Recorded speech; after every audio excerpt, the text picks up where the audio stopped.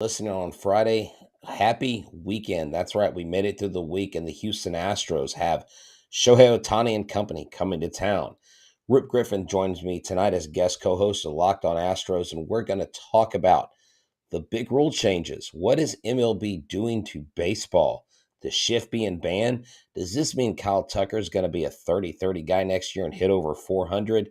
Who knows? We got this. We're also going to hit on the strengths and the weaknesses of the Houston Astros going into the playoff this season.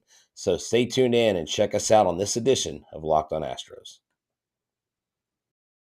Hello and welcome to Locked on Astros, your daily Astros podcast. Here are your hosts, Eric the Man Heisman and Brett Htown Wheelhouse Chansey.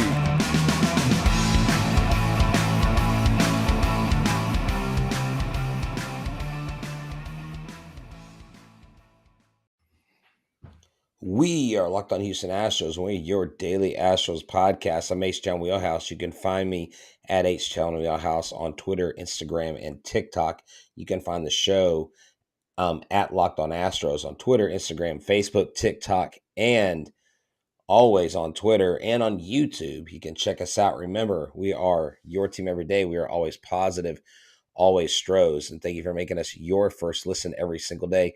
This episode is brought to you by BetOnline. BetOnline is the place to get all your sports wagering information with the NFL in full swing. There's not a better place to go or a better time. BetOnline, where the game starts. Rip joins us tonight. Rip, tell the folks where they can find you. Hey, you can follow me on Twitter at RipGriffin3. You can also find me at the Texas Baseball Report, found on Twitter, Instagram, and Facebook and also at the TexasBaseballReport.com. So Awesome. And we already got some requests here, and I'm letting our guests know that we will talk about Jordan and what he means to the team probably in segment 3 when we talk about the strengths and the weaknesses of the Houston Astros going to the playoffs. But segment 1, we're coming to you. We're going to be talking about the rule changes or the changing game. It's like Rob Manfred is trying to put Major League Baseball through some metamorphosis. He thinks it's a caterpillar. He wants it to be a butterfly. My question is, how far will these rules fly? Will the players like them? Will it hurt offenses? Will it help pitchers? Like, what's the rundown? So we're going to talk about these a little bit. I know this last year I was at Sugarland when they installed the larger bases. I actually picked up one of those bases. They are very heavy. They are massive, way bigger than the other bases, and I put them side by side. Hindsight's 2020. I should have taken a picture and shown a picture of me holding it, and I could have been like out in front of this whole large base change. That's changing. The shift, the pitch clock, and we'll talk about something else I'll add in there at the end. But Rip, tell us about some of these rule changes that Major League Baseball is going to next year. it's going to be interesting to see how this all kind of plays out next year because there are some pretty significant rule changes. There was an article that was put out in The Athletic, and just going over the pitch clock, for example, there's just a slew of different types of things that the pitchers, they have to start the ball, and the catcher and the batter have to be, in the dirt near home plate. The catcher must be in the catcher's box within 9 seconds. It's all, it's based on both the catcher and the pitcher, but it's just, looking at all this stuff here, it's just so much. The pitcher needs to step off at a certain time before a balk is called, and it's just really ridiculous as to how much mound visits can be only 30 seconds when the manager or coach leaves the dugout. They have 30 seconds to get the mound visit taken care of. It's ridiculous at all this stuff here. Now I'm looking at the time of play. Okay, so we're talking about the Astros here. So like in 2021, the average game for the Astros was 3 hours, 16 minutes and 4 seconds. Okay, that's pretty reasonable. Okay. Now we jumped to 2022. Now it did go down just a little bit to 3 hours, 3 minutes and 46 seconds. So so 10 minutes, a little more than 10 minutes off. Exactly. So what exactly is Major League Baseball trying to save within this time frame? More ads can be inserted here. Now we look at Sugarland, for example. So last year, the average game in Sugarland was 3 hours, 10 minutes, 39 seconds.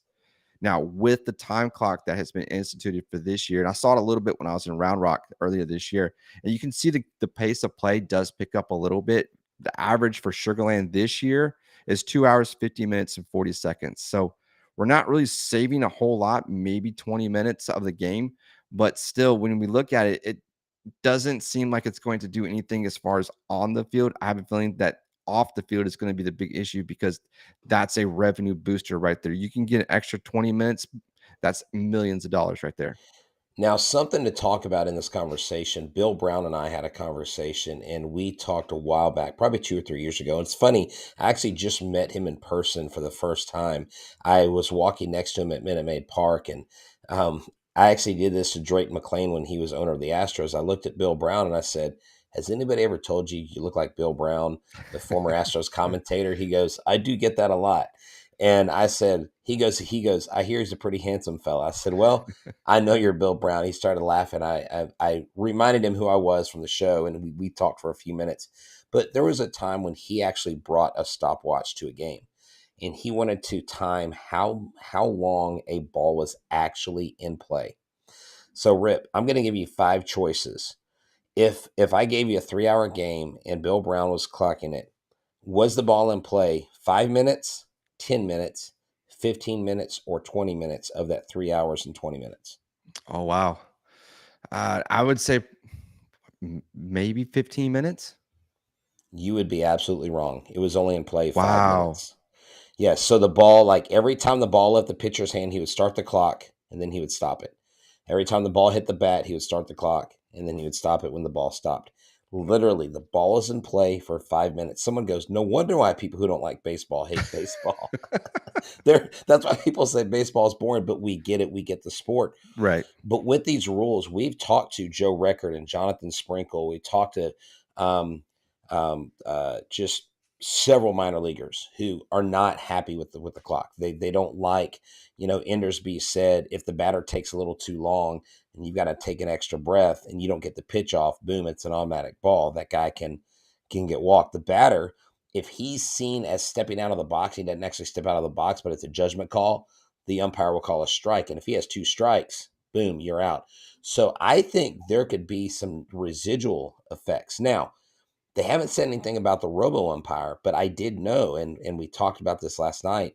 I saw recently Pedro Leon got a third call strike, and he immediately tapped his helmet, and they reviewed, and I think they overturned it to a ball. That's an interesting aspect Wow. of the robo umpire.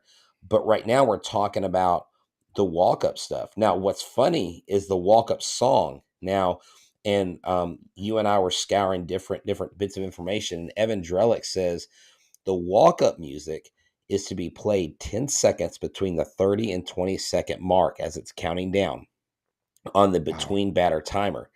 At the 30-second between batter timer is to start at the conclusion, and that timer is supposed to start at the conclusion of the final play. So the umpire signals safe or out, a clear indication play is over, you're done.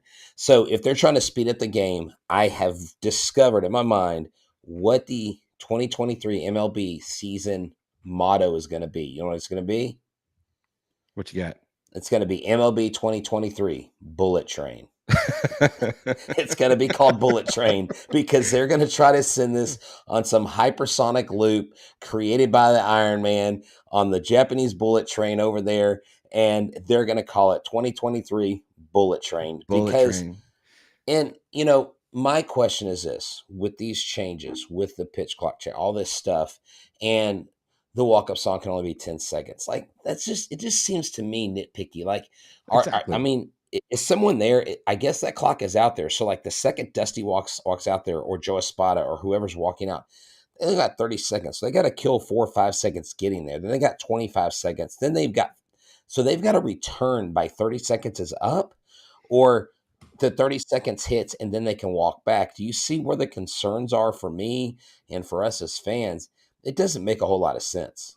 Yeah, it's very interesting, especially when we look at the mound visits, because I mean, a lot of times managers will kind of take that extra couple of seconds to give somebody in the bullpen a little extra time to kind of get warmed up.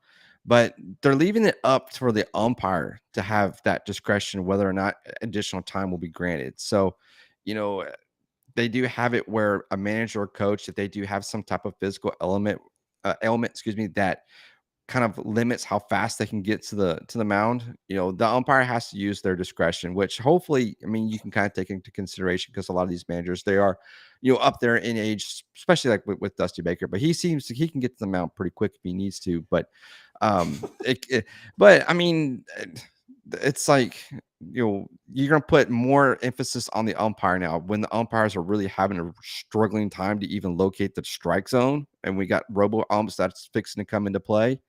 I mean, I think you're Well, putting too much more on the umpires on that case. yeah, I just, if Dusty's manager when this happens, if he comes back, because I think that is kind of a real possibility, even though I want Joe Espada in there, Dusty's gonna be, as he's walking out, he's like, act like your ankle hurts. Act like your ankle hurts. They're gonna try to compensate. Exactly. They are going to the bigger bases. You know what I think bigger bases and banning of the shift does for someone like Kyle Tucker? I think it helps Kyle Tucker get to 30-30. And here's the thing, if you're trying to get to 30-30 yourself, you need to check out Blue Chew. It's a unique online service that delivers the same active ingredients as Viagra and Cialis, but in chewable tablets and at a fraction of the cost. You don't have to wait for Major League Baseball to change the rules. The rules are yours to make.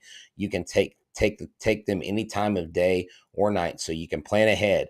And when you're ready, whenever the opportunity arises. I mean, hey, the bases are getting bigger, so maybe the opportunities are there more often.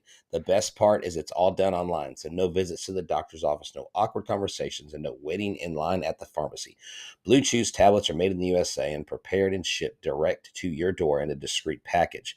With Blue Chew, men everywhere are excited to see the postman, because when your package has arrived, your package has arrived. That's right.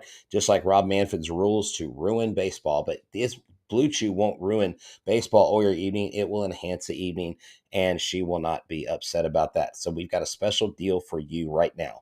Try Blue Chew free when you use our promo code Locked On at checkout. Just pay $5 shipping. That's BlueChew.com, promo code Locked On, to receive your first month free.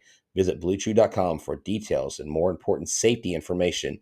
And we thank Blue Chew for sponsoring this podcast. So what a segue, right? So here's the thing. I love that Jay Roberts mentions Bud Selig, because I'll never forget that guy. I never thought really highly of his job, but we all know why Manfred's here. He's to make their pockets bigger. And you bring up a good point. It's going to allow for more revenue. He said, first Bud Selig and now Manfred. The modern day commissioner seems hell-bent on making radical changes to the game. Well, I think there's one thing that they're bent on right now. I think they're bent on making more money for the teams. And I think ultimately, if the teams are going to see more money, they're not going to complain. The players may complain as well. But let's go ahead and put a bow on this conversation. Bigger bases, ban the shift. Do you think Tucker has a 30-30 season next year? Do you think someone like him could hit somewhere around 330 or 350, or are we making too much about this banning of the shift? No, I think he's very well in the running for a 30-30. Yep. It's especially with the bigger bases, because right now they're at 15 inches. The base is going to be up to 18 inches now. So you have a little bit extra, when are still in a base, sometimes that tag is within inches. And if you got that little extra on the bases, you can get Right. those extra stolen bases. So very well possibility for Kyle Tucker to get that 30-30. It's gonna be interesting. It's gonna be fun to see what, as far as the league is concerned, if the stolen base count is up from what it is this year. Exactly. I mean, it may, the old school guys, or guys like me. I'm not going to call you an old school guy. I want to respect you a little bit, but I remember growing up in the days where 100 stolen bases, 90 stolen bases. Ricky Henderson, Vince Coleman. I remember my dad telling me about Lou Brock. I remember watching all these guys steal bases, and it was a fun part of the game. It's part of the game that I truly do miss. Um, and so with that, we're going to switch to the Angels versus the Astros, or let's just call it what it is, Rip. It's Shohei Ohtani on Saturday versus the Astros. Nobody cares about any of the other Angels, maybe Mike Trout, but there's really not anybody else that anybody really makes headlines about. Marsh in his own right, all these guys, yes, they have some serviceable players, but it's really the Shohei Ohtani show. Right. And he literally leads every pitching category, He leads in every hitting category for this team. And I had a real good conversation with RP3 on Louisiana's 103.7 the game this last week in Lafayette. He was really fired up because he said, I don't think an MVP should go to a player on a team who doesn't even get near 500. And I tend to agree with him. But when I look at the MVP style season he's having, the guy leads in everything. And maybe there needs to be a most valuable player, maybe where a player has an effect on a team, and best overall player, like have two different awards. Or like Eric said, I've said it before on the show, Eric said, why don't we have a Babe Ruth award? It Oh, there goes you to go. the top two-way player. Well, who gets that every year? Shohei Shohei Ohtani. Ohtani. Yeah. Might as well call it the Shohei Award because they made a Shohei rule. But this series, I mean, do you see the Astros have Lance McCullers going against Michael Lorenzen. Michael Lorenzen is 6-6. He's a converted outfielder, utility guy to a pitcher. He's actually done well in that place. We've got McCormick is batting 1,000 in a couple ABs against him. Yuli, Bregman are at 333. Kyle Tucker and Yordan are at 667. And we'll get to Yordan later. Y'all are mentioning Yordan. We'll get to him later. We'll talk about the strengths and the weaknesses of the playoffs. But going into this series, is the marquee matchup Urquidy versus Ohtani, or is it McCullers in his fourth start back?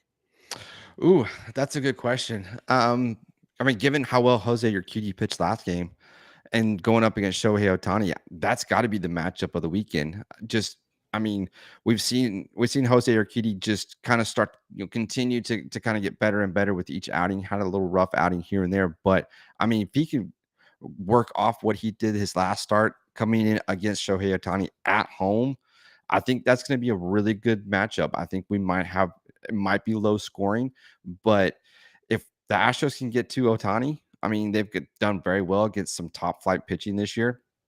Get to Ohtani, maybe get him out. Now he'll still be in the lineup, obviously, as a DH as well. So you've got that dual threat that you have to contend with. But the Astros have seemed to be able to get to Ohtani and kind of limit his at bats. I mean, 1 for 4, 0 for 4s. So they've got him figured out and figured out how to pitch him. It's just gonna be key as to when he's on the mound, because he's all of a sudden he's developed a 100-mile-an-hour sinker that he pitched not that long ago. So That was insane. Yeah, yeah, yeah, I mean, Otani's late in the season, and Otani's done a lot of stuff. He has a lot of weight on his shoulders, and this is one thing I do respect about his game, is he doesn't ever look like he's stressed. He doesn't ever look like he's worried.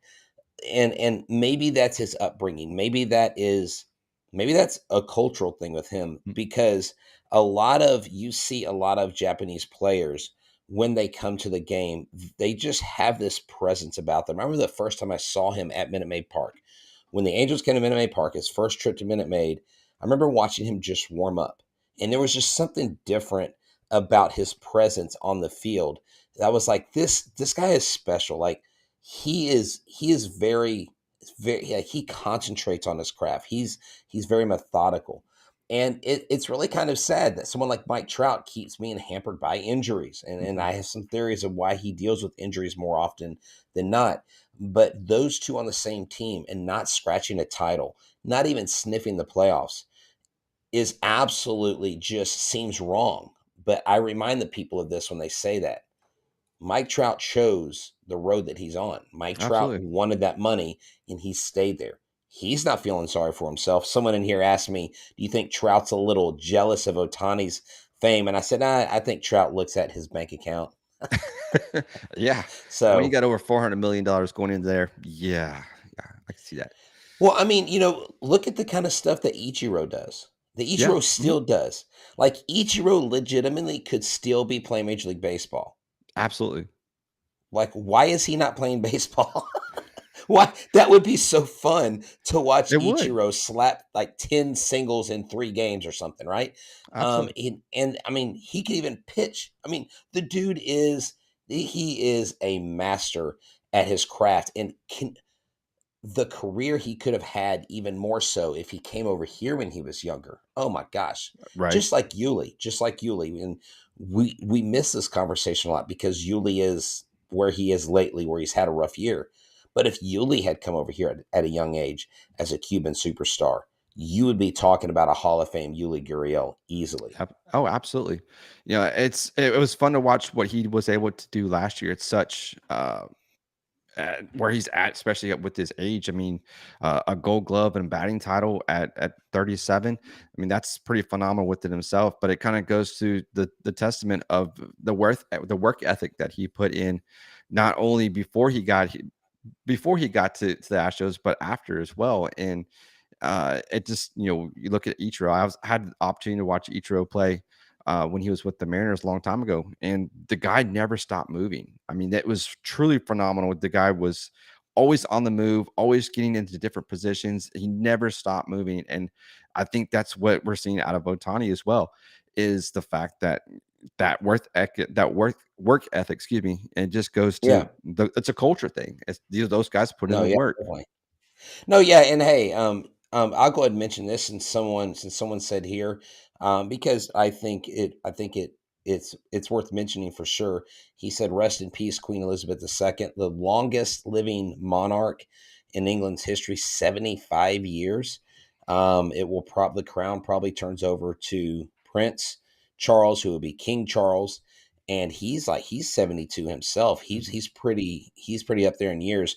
But Queen Elizabeth is one of those world figures, one of those global icons that really was all about peace and was all about compassion and love. And I know that the monarchy and them, they're more figureheads than they are power people. They don't really have powers over there, but the symbol of her with the goodness and stuff. So we definitely mention that out of respect, especially for those of our listeners who listen from across the pond. And also on another somber occasion, September 11th, we have was like the 21st anniversary, I believe, of 9/11. Yes. If I'm not mistaken, on Sunday, and Luis Garcia will go on that day, and so that'll be another anniversary that we remember as a nation, and we tip our cap to those who lost their lives, the first responders, the people there, just all over who were affected by that, and how that was an ever-changing day in our nation's history. And we're thankful for the freedoms we have here on this show, Locked on Astros. We're never ashamed to be proud of that.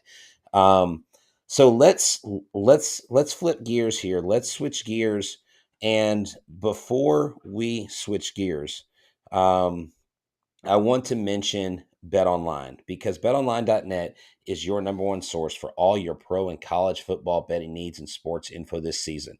For all the latest football league developments, game matchups, news, and podcasts, including this year's opening week's games, BetOnline is also your continued source for all your sports wagering information, including live betting, esports, and scores.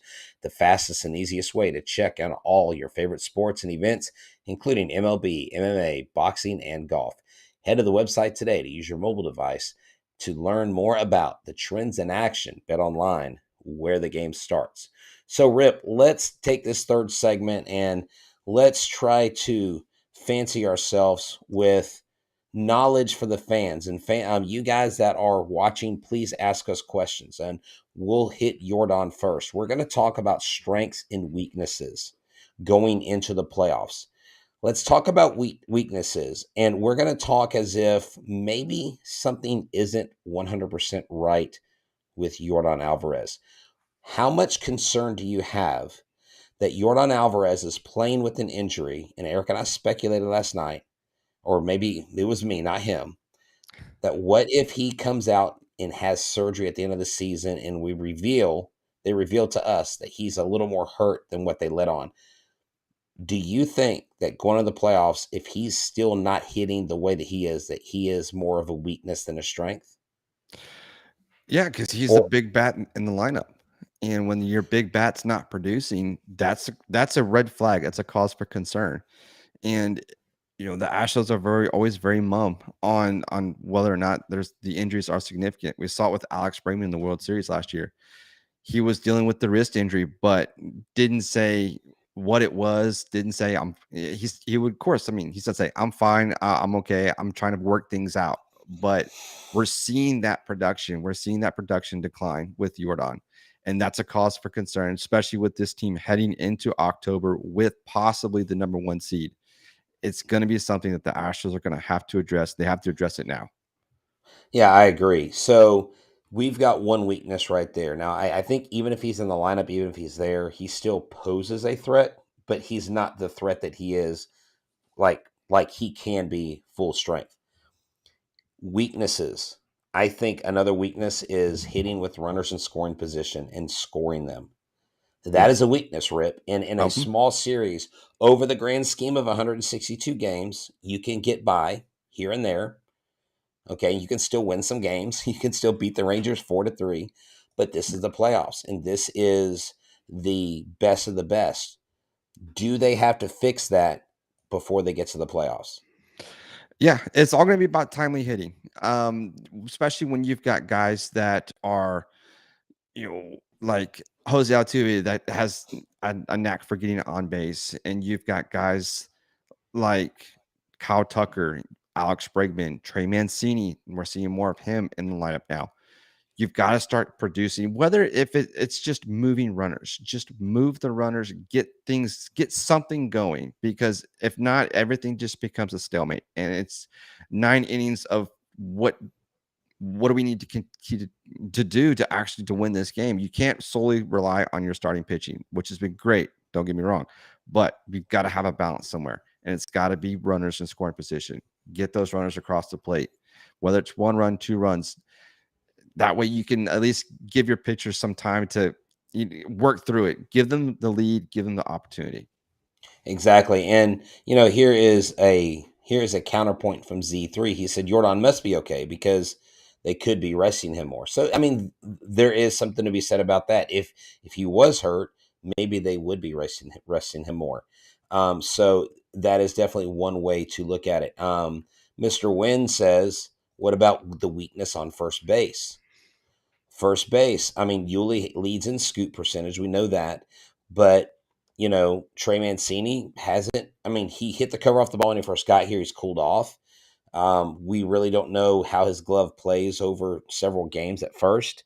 Yuli, I mean, I think Yuli is fine at first, but maybe if you're talking offensively, Yuli's got to start hitting that looping ball into right center field in the gap instead of right at the outfielders. Exactly. So I think we've got the weakness of looking at Jordan possibly not being healthy or just not producing. And you hope that he catches fire. And I hope that you and I are wrong on all these. Yeah. Hitting with runners in scoring position and first base. Are those the three main weaknesses? Because I think our bullpen's coming back around. Our starting Yeah. pitching's not a problem. Altuve's heated up. Bregman's heating up. He's cooled off a little in September. Tucker's, I think, going to be fine. What about Jeremy Pena? Jeremy Pena and sliders, is that a fourth weakness? Yeah. I don't know if we're going through that rookie rough patch. Usually you see that at the beginning of the season, but now we're seeing it in September. I don't know. The slider seems to be his Achilles heel, and he just can't seem to lay off of it because he continues to swing at it. And you have to know it's coming because pitchers are keying in on that now. I think if he can lay off the slider just a little bit, maybe try to be a little bit more. I know pitch selection is hard. Alex Bregman is probably one of the best when it comes to pitch selection because he knows to strike zone very well. Jeremy Pena is still learning that. I think if he can lay off that slider just a little bit, wait for the fastball where we know he can hit it and he can hit it a country mile, I think he'll be good. It's just, I think he's trying to do too much right now since it's September. We're getting close to October. So things are kind of starting to get a little bit excited for him. I think he just needs to kind of settle back down, lay off the slider, like I said, and I think he's going to be great.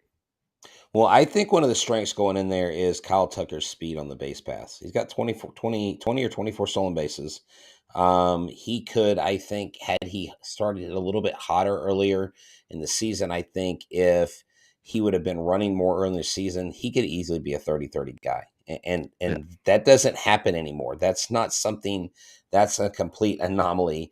Circa Jose Canseco when he first did it, right? I mean that was an Still blows my amazing mind. feat. It still blows my mind the way he did that, but we all know that was a little aided there.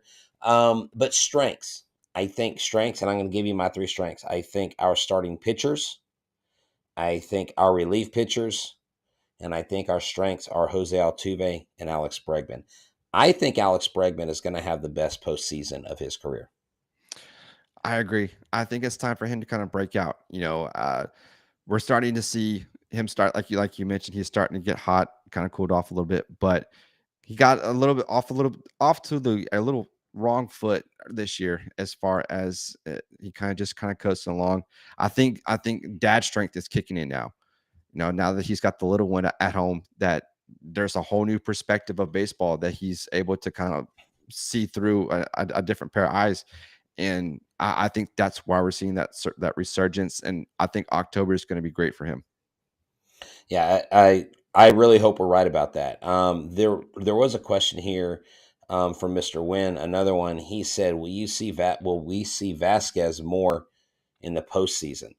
You know, I just heard and I just realized that like Yuli has been playing so much, he basically kicked in some extra 500,000, or he kicked in an extra bonus for having so many innings under his belt or something like that, or at bats. And I think that was probably some of the motivation, him getting all the playing time he's been getting, maybe when he deserved to have someone else in his place. But Christian Vasquez, it's an interesting story. 16 singles, no other hits, but singles, very limited game exposure.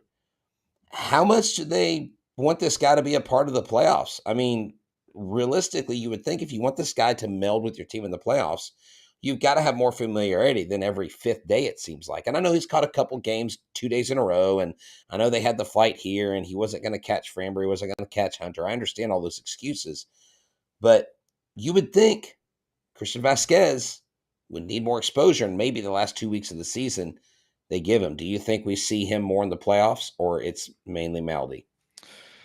With the pitching staff, they lean more towards Maldi, and I understand that because he's the guy that knows the pitching staff the best. But I think in order for Christian Vasquez to get a part of that as well, he's got to get some playing time. It's gonna be interesting to see how Dusty kind of balances the two, because I really think Martin Maldonado has the upper hand when it comes to October, especially with the October experience. Now, I mean, Christian Vasquez was in October last year as well, so they both have playoff experience. So that's going to be something that could work in both favors. I would like to see more of Vasquez though, because he's a guy that can come in right there in the middle of your lineup and give you a little bit of some pop. And the 16 singles is great, but I think he needs more. I think we need to see a little bit more of him. That's no disrespect to Maldi, because he has been the catcher for the Astros for quite some time now, but it's time to kind of freshen things up. The lineup's going to have to, at some point, Dusty's going to have to shake it up if he wants to get any more production out of these guys. Exactly. I just think it's going to be fun though to watch these starting pitchers and who they have to deal with. I don't think it matters really who's behind the plate. And Jay Roberts says, I think all our young starting pitchers count on pitching. Um, uh, they count on pitching to Maldi. They trust him too much. And now I wouldn't say they trust him too much. I would say they trust him because he's been their guide the entire time. Now, maybe I think it's a lack of familiarity versus a lack of trust in Christian Vasquez. Like Christian Vasquez him and Maldi are from the same place. They're both from Puerto Rico. They both trained with each other growing up. So they've known each other for a long time. I don't think Maldi, and maybe he wasn't even consulted, but you would like to think they asked Maldonado about bringing Vasquez over, and he probably had some positive input for him, right? Yeah. But I think where we're at, the big question is, when is Justin Verlander coming back? And let's kind of wrap it up on that.